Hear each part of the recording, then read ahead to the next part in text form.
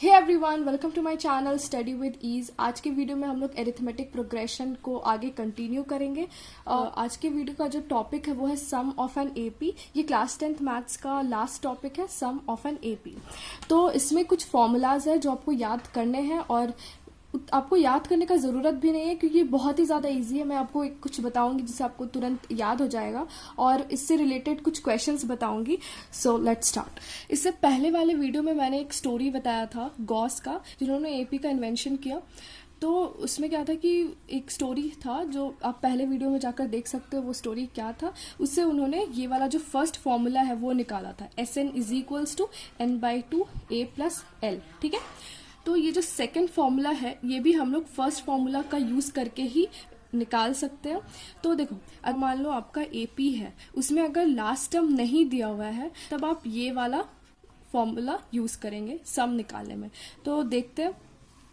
तो जो मैंने पहले वीडियो में जो गॉस का स्टोरी बताया था, उन्होंने एपी यूज किया था 1 + 2 + 100 तक। तो इसका जो सम है उसका फॉर्मूला उन्होंने ये निकाला था, SN is equals to n/2 a+l। ठीक है, उसके बाद अब हम लोग सेकेंड फॉर्मूला डिराइव करेंगे इसी यही वाले जो सीक्वेंस है उसी से। पर ये है, ये क्या है, फर्स्ट टर्म। तो फर्स्ट टर्म को हम लोग a लिख सकते हैं प्लस सेकेंड टर्म को क्या लिख सकते हैं हम लोग, a+d। थर्ड टर्म होता है a+2d। ठीक है, तो हमारा एन टर्म क्या हो जाएगा, एन टर्म हो जाएगा a+n-1d।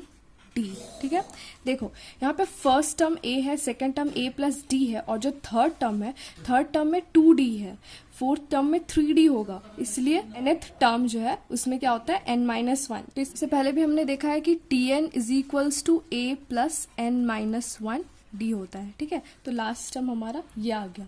अब देखो, जो उन्होंने फॉर्मूला दिया था वो है n/2 a+l। ठीक है, n/2 a+l is equals to n/2 a को हम लोग a ही लिखेंगे प्लस l, l मतलब लास्ट टर्म, और लास्ट टर्म क्या है, a+n-1d। ठीक है, तो हमारा जो फॉर्मूला है वो आ जाएगा n/2 2a + n-1d। ठीक है, तो ये देखो SN is equals to n/2 2a + n-1d। तो हम लोग जो फॉर्मूला जो गॉस ने दिया था उससे हम लोग ये वाला फॉर्मूला भी निकाल सकते हैं। तो एक बार आप लोग वो वाला जो वीडियो है वो एक बार ज़रूर देखना, उससे आपको पता चलेगा कि ये वाला जो फॉर्मूला है ये कैसे आया, n/2 a+l। तो आपको अभी और अच्छे से वो चीज़ समझ में आएगी कि ये वाला जो चीज़ है वो कैसे आया। Tn is equals to SN-1। तो ये वाला जो फॉर्मूला है Tn is equals to SN-1, तो इसको हम लोग एक एग्जाम्पल के साथ देखते हैं। सपोज हमारा जो AP है, सिंपल एग्जाम्पल लेते हैं, वो है 2 4 6 8। ठीक है, डॉट डॉट डॉट, मतलब इसका कुछ एन टर्म्स है वहां तक होगा ये। ठीक है, तो Tn, सपोज हम लोग n को मान लो 3 ले लेते हैं, T3 मतलब थर्ड टर्म। थर्ड टर्म क्या है, थर्ड टर्म 6 है, तो 3t इज इक्वल्स टू 6 हो गया। फॉर्मूला क्या है, SN - SN-1 SN, n यहाँ पे हमने 3 लिया, तो S थर्ड टर्म तक का सम, 2 से 2 4 6 यहाँ तक का सम। ठीक है, तो यहाँ तक का सम क्या हो जाएगा, 2 + 4 + 6 जो कि हो जाएगा 12। और नेक्स्ट क्या है, SN-1 मतलब 2, 3 - 1 is 2। ठीक है, तो मतलब हम लोग को सम सेकेंड टर्म तक लेना है, मतलब 2 और 4 को ही लेना है। तो 2 + 4 ये हमारा आ जाएगा 6। ठीक है, अब देखो 6 किसके इक्वल होना चाहिए, SN - SN-1, मतलब जो 6 है वो ये किस चीज के इक्वल होना चाहिए, S3 - S2 के। तो S3 हमारा 12 है और S2 6 है, तो वो 6 आ गया। मतलब ये प्रूफ हो गया कि Tn is equals to SN - SN-1। ठीक है, SN मतलब कि n टर्म्स तक जितना जो सम होगा माइनस कर देंगे, उसके एक पीछे वाले टर्म तक जितना सम होगा वो nth term of an AP के बराबर होगा। ठीक है, सपोज हम लोग एक और एग्जाम्पल देखते हैं। ठीक है, 3 6 9 12, ये भी तो एक AP में ही है। तो हम लोग को क्या निकालना है, मान लो हम लोग को फोर्थ टर्म निकालना है, 1 2 3 फोर्थ टर्म T4, ठीक है, ये निकालना है। ये क्या हो जाएगा, ठीक है। तो हम लोग क्या करेंगे कि सम करेंगे फोर्थ टर्म तक, फिर माइनस कर देंगे सम कितना, सम थर्ड टर्म तक। तो फोर्थ टर्म तक का जो सम होगा वो क्या हो जाएगा, 3 + 6 + 9 + 12 माइनस थर्ड टर्म तक हम लोग सम करेंगे तो वो हो जाएगा -3 -6 -9, ये कैंसिल हो जाएगा और हमारा आंसर 12 हो जाएगा। तो हम क्वेश्चन में क्या था, फोर्थ टर्म, और फोर्थ टर्म देखो 12 ही है, ठीक है। ये फॉर्मूला याद रखना, इक्वल्स टू Sn - Sn - 1, और इसको हम लोग बहुत इजीली प्रूव भी कर सकते हैं। अगर हम लोग Sn की जगह पे रख दे n/2 2a + n-1d, ठीक है, और Sn-1 क्या हो जाएगा, n-1/2 2a + Sn-1, मतलब जहां जहां n है वहां n-1 रख देंगे। तो यहाँ पे अगर n-1 हो जाएगा, फिर ये -1 है तो यहाँ पर n-2 × d, ठीक है। अब जब इन दोनों को डिफरेंस करेंगे, मतलब जब Sn - Sn-1 ये निकालेंगे, तब जो हमारा आंसर है वो आएगा a + n-1d, ठीक है, ये आ जाएगा। और ये क्या होता है, ये nth टर्म का फॉर्मूला होता है। तो ये वाला चीज आप लोग एक बार ट्राई करना। अगर ये चीज आपका कुछ प्रॉब्लम हो रहा है इस चीज को प्रूव करने में, तो let me know in the comment section. So अब कुछ क्वेश्चंस हम लोग बनाते हैं। So let's see the first question, find the sum of the first 22 terms of the AP। यहाँ पर AP दिया हुआ है। अब हम लोग को फर्स्ट 22 टर्म्स, मतलब ये first term, second term, third term, तो करके हम लोग को 22nd टर्म तक जो भी सम आएगा वो निकालना है। तो सम का फॉर्मूलाज देखेंगे हम लोग यहाँ पे, क्योंकि हम लोग को लास्ट टर्म नहीं पता है, तो हम लोग सेकेंड फॉर्मूला, ये फॉर्मूला यूज करेंगे। तो Sn = क्या होता है, n/2 2a + n-1d, ठीक है। तो इसमें हम लोग को क्या क्या चाहिए, n चाहिए, a चाहिए और d चाहिए। तो पहले a निकालते हैं। a = 8, d क्या है, d मैंने अपने पहले वाले वीडियो में बताया था कि इसका जो कॉमन डिफरेंस होता है वो होता है, और इसको कैसे निकालना है, राइट माइनस लेफ्ट। सो राइट माइनस लेफ्ट, 3 - 8, या आप -2 -3 भी कर सकते हो। तो 3 - 8 करेंगे तो हमारा आंसर -5 आएगा। हमेशा याद रखना राइट माइनस लेफ्ट ही करना है, ठीक है। तो और जो हमारा n है, n 22 है, क्योंकि यहाँ पर लिखा हुआ है कि 22 टर्म्स का हमें सम निकालना है। तो n is 22/2 into 2 into a is 8 + 22 - 1 is 21 into d क्या है, -5, ये क्या आ गया। तो हमारा जो आंसर है वो क्या हो जाएगा, 11 × -89, तो आंसर आ जाएगा -979। तो ये हमारा आंसर हो गया। बस हम लोग को AP दिया हुआ है, तो सबसे पहले हम लोग को A और D निकालना है, और जो भी बस फॉर्मूला याद रखना है। तो आपको जितना क्वेश्चन प्रैक्टिस करोगे फॉर्मूला उतना अच्छे से याद हो जाएगा। और ये बहुत ही इजी चैप्टर है, बहुत बहुत अच्छा मार्क्स आएगा इसमें अगर अच्छे से प्रैक्टिस करोगे तो। Let's see the second question. Second question is, if the sum of the first 14 terms of an AP is 1050 and its first term is 10, find the 20th term। तो जब भी हम लोग क्वेश्चन को सॉल्व करते हैं तो सबसे पहले ये देखते हैं कि जो भी गिवन है उसको अपने कॉपी में लिख लेते हैं, ठीक है। तो क्या क्या गिवन है, sum of the first 14 terms is 1050, मतलब कि S14 = 1050, ठीक है।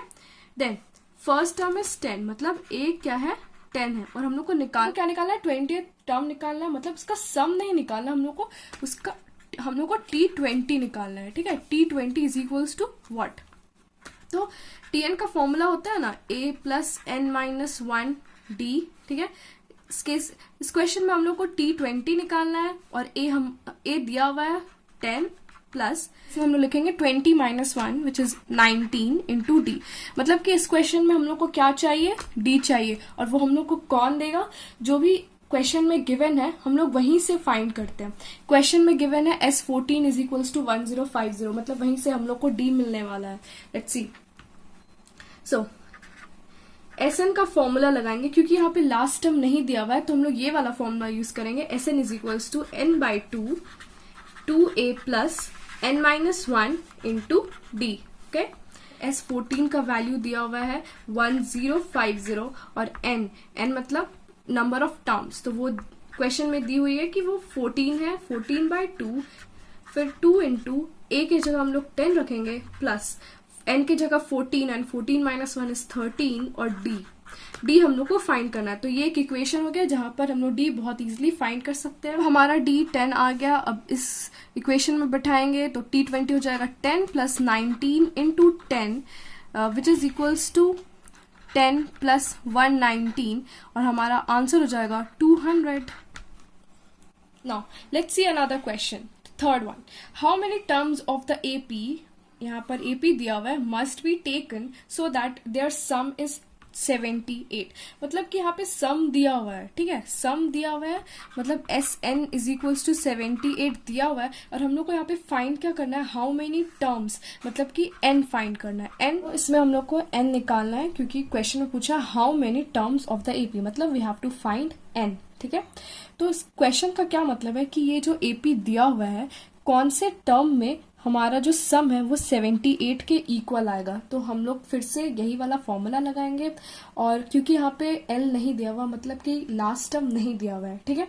सो लेट्स सी, SN का फॉर्मूला क्या होता है, n/2 2a plus n-1 d, ठीक है। ये SN का फॉर्मूला होता है। सारे क्वेश्चन में हम लोग को A और D निकालना है, तो A अगर यहाँ पे देखें तो 24 है और D हमारा राइट माइनस लेफ्ट, मतलब 21 माइनस 24, D आ जाएगा -3। अब यहाँ पर हम लोग SN की जगह 78 पुट कर देंगे और N हम लोग को फाइंड करना है और A के जगह हम लोग 24 रखेंगे प्लस n-1 और D के जगह हम लोग -3 रखेंगे, ठीक है। तो हमारा जो इक्वेशन है कुछ ऐसा आ जाएगा, 3n² माइनस 51n प्लस 156, क्योंकि ये जो इक्वेशन है ये क्वाड्रेटिक इक्वेशन है, मतलब जितना मैक्सिमम पावर है उतना ही उसका वैल्यू आता है, ठीक है। तो ये क्वाड्रेटिक इक्वेशन है, मतलब n का वैल्यू 2 आएगा। तो हम लोग मिड टर्म स्प्लिटिंग से इसे सॉल्व करेंगे तो हमारा कुछ ऐसा आ जाएगा, n-4 और n-13 इज इक्वल्स टू 0 और n को हम लोग लिख सकते हैं 4,13, ठीक है। पर देखो यहाँ पर एक ट्विस्ट है, यहाँ पर n का जो वैल्यू है वो 2 आया है, एक 4 आया है और एक 13 आया है, ठीक है। AP दिया हुआ है, मतलब कि ये जो AP दिया हुआ है उसका 4th टर्म तक अगर हम लोग सम निकालेंगे तो वो 78 आएगा और अगर 13th टर्म तक निकालेंगे फिर भी 78 आएगा। तो क्या ये ऐसा, ये थोड़ा सा अजीब लग रहा है, तो क्या ये पॉसिबल है? हाँ, ये पॉसिबल है। कैसे ये पॉसिबल है? क्योंकि देखो यहाँ पर first term plus second term plus third term plus fourth term, इसका जो सम है वो 78 आया, ठीक है। प्लस अगर फिफ्थ टर्म मतलब सबको प्लस कर दे 13th टर्म तक, फिर भी सम 78 आया। ये पॉसिबल हो सकता है क्योंकि हो सकता है कि फिफ्थ टर्म से लेकर हो सकता है कि फिफ्थ से 13 तक का टर्म का जो सम है वो 0 हो, इसलिए फर्स्ट से लेकर फोर्थ तक का भी सम 78 है और 13th तक का भी जो टर्म है वो उसका भी सम 78 है। ऐसा इसलिए हो सकता है क्योंकि ये वाला जो AP है वो डिक्रीजिंग AP है। डिक्रीजिंग AP मतलब कि इसका जो D है वो -3 है, ठीक है। तो इसका मतलब है कि वो घट रहा है, AP जो है वो घट रहा है, 24 से 21 देन 18 ऐसे हो रहा है। तो हो सकता है कि बीच में कुछ कुछ पॉजिटिव टर्म्स है, कुछ कुछ नेगेटिव टर्म्स है, तो दोनों कैंसिल आउट होकर ये चीज 0 हो गया। तो so this is possible. So let's see the fourth question. Fourth question बहुत ही ज्यादा इजी है। Find the sum of the first 1000 positive integers. तो इसी टाइप का क्वेश्चन गॉस के टीचर ने उससे किया था, जिन्होंने AP का इन्वेंशन किया है। उन्होंने 1 से लेकर 1 + 2 से मतलब 100 तक का सम उनसे पूछा था। तो इस क्वेश्चन में क्या है कि 1 + 2 + 3 मतलब 1000 पॉजिटिव टर्म्स, 1000 पॉजिटिव इंटीजर्स, ठीक है। तो फर्स्ट 1000 पॉजिटिव इंटीजर्स तो ये होगा ना 1 से लेकर 1000 तक, तो इसका सम बताना। तो ये जो हम लोग का इस केस में देखो यहाँ पे लास्ट टर्म दिया हुआ है, ठीक है। तो हम लोग कौन सा फॉर्मूला यूज करेंगे? हम लोग ये वाला फॉर्मूला यूज करेंगे, n/2 a + l, ठीक है। तो n यहाँ पर n क्या होगा? Number of terms. Number of terms कितना है? दिख ही रहा है, 1000 है, 1000 डिवाइडेड बाई 2 और a क्या है? 1 प्लस L इज 1000। तो हमारा जो आंसर है वो हो जाएगा 500 × 1001 विच इज इक्वल्स टू 500500। ठीक है। तो इसमें हमने ये वाला जो फॉर्मूला है ये यूज किया क्योंकि यहाँ पर लास्ट टर्म दिया हुआ है। ठीक है। सो सेकेंड क्वेश्चन देखते हैं। The first n positive integers, मतलब फर्स्ट n पॉजिटिव इंटीजर्स का मतलब होता है 1 + 2 + 3 कहाँ तक, n तक। ठीक है। तो ये भी यही फॉर्मूला यूज करेंगे। n मतलब नंबर ऑफ टर्म्स तो n ही है, n/2 और a है 1 और लास्ट टर्म इज n। ठीक है। l क्या है यहाँ पर, n है, लास्ट टर्म इज n, तो ये हो गया n × 1 + n/2। ठीक है। ये वाला जो फॉर्मूला है काफी इम्पोर्टेंट है क्योंकि जब आप मतलब कुछ ऐसा फॉर्मूला आपको याद करना होगा 1 + 2 + 3 n तक, उसका जो सम है वो हो जाएगा n × 1 + n/2। तो उस let's see the fifth question. Fifth question is find the sum of first 24 terms of the list of numbers whose nth term is given by an is equals to 3 + 2n। ठीक है। तो यहाँ पर an दिया हुआ, ये वही nth term है, मतलब ये tn है। ठीक है। एक्चुअली ये क्वेश्चन एनसीईआरटी का है, तो एनसीईआरटी में an यूज होता है tn के जगह। जो an है यहाँ पे दिया हुआ है कि ये nth टर्म है, मतलब ये tn है। ठीक है। सो तो tn है, tn is equals to 3 + 2n। को क्या निकालना है, सम ऑफ फर्स्ट 24 टर्म्स। ठीक है। तो वही वाला हम लोग अगर फॉर्मूला यूज करें तो S24 निकालना है is equals to n/2 2a + n - 1 d। n पता है 24 होगा। ठीक है। a और d हम लोग को क्या फाइंड करना है, a और d। ठीक है। ये चीज हम लोग को फाइंड करना है। a और d कैसे फाइंड होगा, तो a क्या होता है, a होता है फर्स्ट टर्म, मतलब कि t1 होता है a। n की जगह 1 पुट किए तो यहाँ पर भी n की जगह 1 पुट करना होगा, तो ये हो जाएगा 3 + 2 = 5। ठीक है।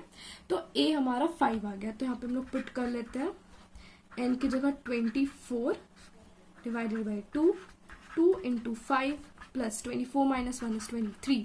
अब d देखते हैं, d क्या आएगा। तो d निकालने के लिए आपको सेकंड टर्म भी निकालना पड़ेगा, तब तो आप सेकंड टर्म से फर्स्ट टर्म माइनस करोगे तो वो आपका d आ जाएगा। तो t2 निकालेंगे, t2 क्या हो जाएगा, 3 + n की जगह 2 रख देना है तो आपका आ जाएगा 7। 3 + 4 = 7। d क्या आ जाएगा, 7 - 5 2, मतलब t2 - t1, second term minus first term. तो अब हम लोग d के जगह पे पुट कर देंगे 2। ठीक है। अब इस चीज को बस सॉल्व कर देंगे, हमारा आंसर आ जाएगा 672। ठीक है। तो ये हमारा आंसर हो गया।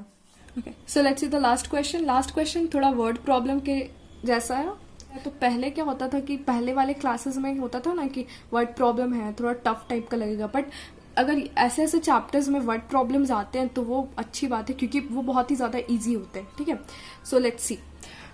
Sixth question is, a manufacturer of TV sets produced 600 sets in the third year, 700 sets in the seventh year. Assuming that the production increases uniformly by a fixed number every year, find first the production in the first year, second the production in the 10th year, third the production in first 7 years. तो क्या करना है इसमें, सबसे पहले देखो ये क्या, यहाँ पे क्या लिखा हुआ है कि increases uniformly by a fixed number. इससे आप ये हम लोग पता कर सकते हैं ये जो क्वेश्चन है ये एपी का है, क्योंकि क्या है, इंक्रीजेस यूनिफॉर्मली। अगर डिक्रीजेस भी होता तो भी चलता, क्योंकि यूनिफॉर्मली दिया हुआ मतलब यूनिफॉर्म मतलब कांस्टेंट होता है बाय अ फिक्स्ड नंबर, तो वो भी आपको एक कांस्टेंट का एक क्लू दिया कि ये चीज कांस्टेंट है, तो वो आगे बढ़ रहा है या फिर घट रहा है कॉन्स्टेंटली, मतलब वो एपी का ही क्वेश्चन है। ठीक है। तो हम लोग क्या मानेंगे, यहाँ पे ईयर दिया हुआ है तो ईयर को हम लोग क्या बोलते हैं, नंबर ऑफ टर्म्स मान लेते हैं। ठीक है। ईयर जो है मतलब कि टर्म्स ऐसे करके दिया हुआ है, फर्स्ट ईयर मतलब first term, second year second term. ठीक है। तो यहाँ पे क्या दिया हुआ है कि थर्ड ईयर में 600 सेट्स उन्होंने प्रोड्यूस किया, तो मतलब कि T3 600 हो जाएगा। ठीक है। मतलब थर्ड टर्म 600 है। फिर क्या दिया हुआ है कि सेवेंथ टर्म में उन्होंने 700 सेट्स प्रोड्यूस किया, मतलब T7 = 700। ठीक है। हम लोग को निकालना क्या है, फर्स्ट क्वेश्चन में the production in the first year, मतलब कि पहला फर्स्ट टर्म निकालना है, मतलब वो हो जाएगा ए निकालना है।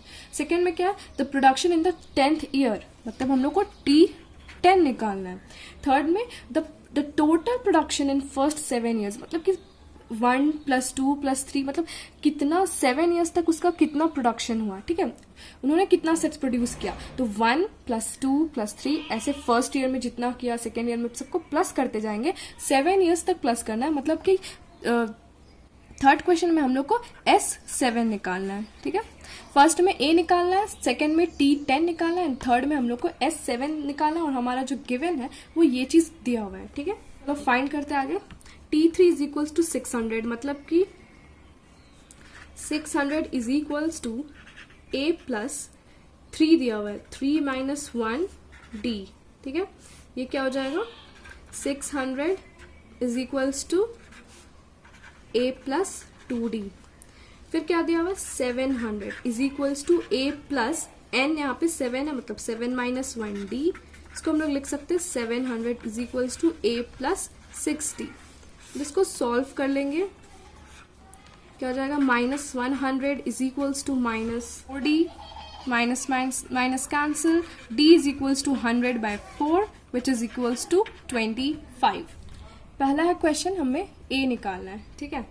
A निकालना है तो हम लोग कोई भी ये इन दोनों इक्वेशन में पुट कर सकते हैं। फर्स्ट में करते हैं 600 = A + 2D के जगह हम लोग 25 लिख देंगे, तो ये 600 - 50 = A हो जाएगा। मतलब A = 550 आ, ठीक है। मतलब फर्स्ट का आंसर हमें मिल गया। सेकेंड क्या निकालना है, T10 = A + 10 - 1 D।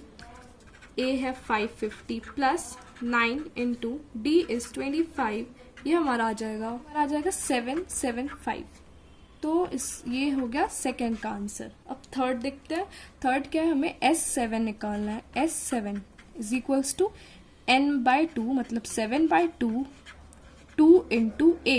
A is 550 + n - 1, 7 - 1, 6 × D। D is 25, ठीक है। इसको बस सॉल्व कर लेना है। जब हम लोग सॉल्व करेंगे तो हमारा आ जाएगा 4375। तो इसी तरह हमारा जो एपी का क्वेश्चंस है वो खत्म हो गया, और एक्चुअली एपी के सारे कंसेप्ट्स खत्म हो गए हैं। एपी बस इतना ही था, और एपी एक्चुअली अभी लग रहा है कि मतलब एपी बहुत इजी है, 10th तक बहुत इजी होता है, और 11th में भी, 11th 12th में भी आप लोग को एपी पढ़ना होता है।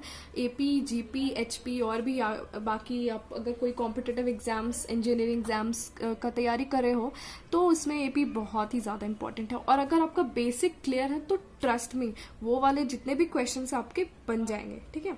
जो 11th 12th में अगर आपको आगे बहुत काम आएगा, बस आपका बेसिक क्लियर होना चाहिए। तो आप इस चैप्टर में देख सकते हो कि कितना कम हमें फॉर्मूलाज लगे, मतलब बहुत कम फॉर्मूलाज में पूरा क्वेश्चन ही बन जाता है। So that's all for this video. I hope you like it, और प्लीज़ ये मतलब प्रैक्टिस करते रहो, बहुत सारे क्वेश्चन सॉल्व करते रहो, और कुछ भी डाउट हो आप कमेंट सेक्शन में ज़रूर पूछो। And if you like it, please don't forget to like, share and subscribe to my channel. Thank you.